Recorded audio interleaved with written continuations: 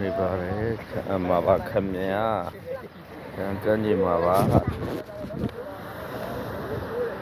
ကန်းကြီးမှာပါကျွန်တော်တို့ဆရာခေါ်လာခဲ့လိုက်လာတာပါဆရာမိသားစုနဲ့ကျွန်တော်တို့ရွှေမြန်မာဆရာမိသားစုနဲ့1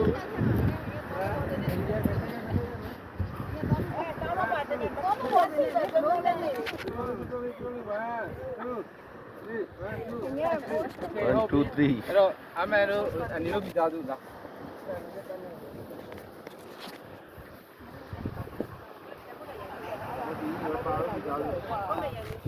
ဒါမင်းသမီးလေးပါကောင်းတယ်ဒီကောင်ကြီးရိုက်ပါလားမဖို့ယူလာခဲ့လားမဖို့ယူမှာလာခဲ့ပြီအမေမင်းတို့မိသားစုပါခဲ့လာတယ်လေ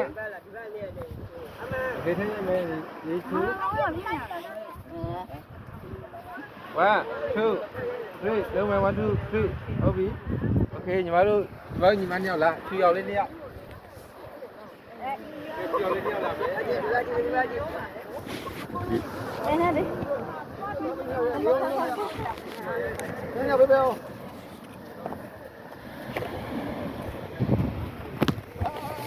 ဒီကောင်လေးတွေတုံးကြည့်ပါအသားကြီးအရွယ်ကိုထိမ့်ပါတယ်အရွယ်ဘယ်လိုပြောမလဲအရွယ်နုပြူခြင်းကောက်ပဲအရွယ်နုပြူခြင်းကိုပြီးဆွနိုင်ပါတယ်ဒီကောင်တောက်ကြည့်ပါတဲ့တစ်ထုပ်ဒီ collagen ကတော့မိုက်ပါတယ်ကျွန်တော်ကန်တုံးကြည့်လို့တိကျတစ်ပတ်10လောက်တောက်ကြည့်တာပါတယ်ကိုယ့်ရဲ့ရုပ်ပြန်